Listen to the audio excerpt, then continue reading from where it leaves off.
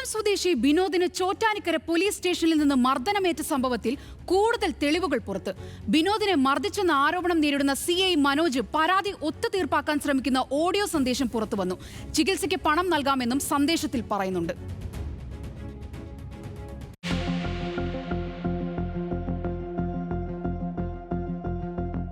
അദ്ദേഹം അത് പറഞ്ഞു, അത് ഞങ്ങൾ ചെയ്തിട്ടില്ല, ഞങ്ങൾ പോലീസുകാരല്ല ഇത് ചെയ്തത്, അത് ആ പെൺകുട്ടിയുടെ ആങ്ങളമാരാണ് ഇത് ചെയ്തതെന്നാണ് എന്നോട് പറഞ്ഞത്.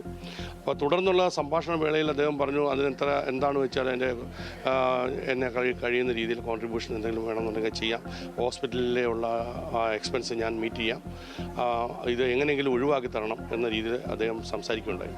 ചോറ്റാനിക്കര CI മനോജ് ബിനോദിനെ ക്രൂരമായി തല്ലിച്ചതച്ചത് അന്വേഷിക്കാൻ വിളിച്ച കാക്കാല സമുദായം കൊല്ലം ജില്ലാ സെക്രട്ടറി ദശരഥനുമായുള്ള ഫോൺ സംഭാഷണമാണ് ന്യൂസ് മലയാളത്തിന് ലഭിച്ചത്.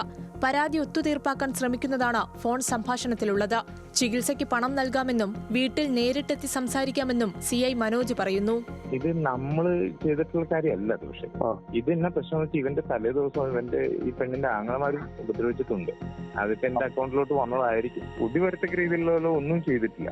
ഞാൻ പറയുന്നത് എന്റെ ഭാഗത്തുള്ള മിസ്റ്റേക്ക് അല്ലെങ്കിൽ പോലും ഞാൻ അതിന്റെ ട്രീറ്റ്മെന്റും കാര്യങ്ങളെല്ലാം വഹിക്കാൻ തയ്യാറാണ്. അത് കാരണം എന്ന് വെച്ച് കഴിഞ്ഞാൽ അത് എന്റെ റെപ്യൂട്ടേഷന് ബാധിക്കുന്നുണ്ടാണ്. ഇത് ഞാൻ ചെയ്യാത്ത കാര്യങ്ങള് ന്യൂസിൽ വരുമ്പോ പിന്നെ ഞാൻ നേരെ സസ്പെൻഷൻ ആയിട്ട് എനിക്ക് പിന്നെ വേറെ ഓപ്ഷൻ ഇല്ലാതെ. ഭാര്യയുടെ മാല കാണാനില്ലെന്ന പരാതിയിലാണ് ബിനോദിനെ തല്ലിച്ചതച്ചത്. മൃതപ്രായനായി കഴിയുന്ന ബിനോദ് മുഖ്യമന്ത്രിക്കും മനുഷ്യാവകാശ കമ്മീഷനും പട്ടികജാതി കമ്മീഷനും പരാതി നൽകിയിട്ടുണ്ട്.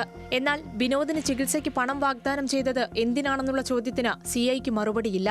ഭാര്യയുടെ സഹോദരന്മാരാണ് ബിനോദിനെ മർദ്ദിച്ചതെന്ന വാദമാണ് CI ഉന്നയിക്കുന്നത്.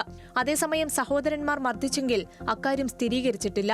തങ്ങളുടെ പരാതിയിൽ നീതി ലഭിക്കുമെന്ന പ്രതീക്ഷയുണ്ടെന്ന് ബിനോദിന്റെ കുടുംബം പറഞ്ഞു. ന്യൂസ് മലയാളം, കൊല്ലം.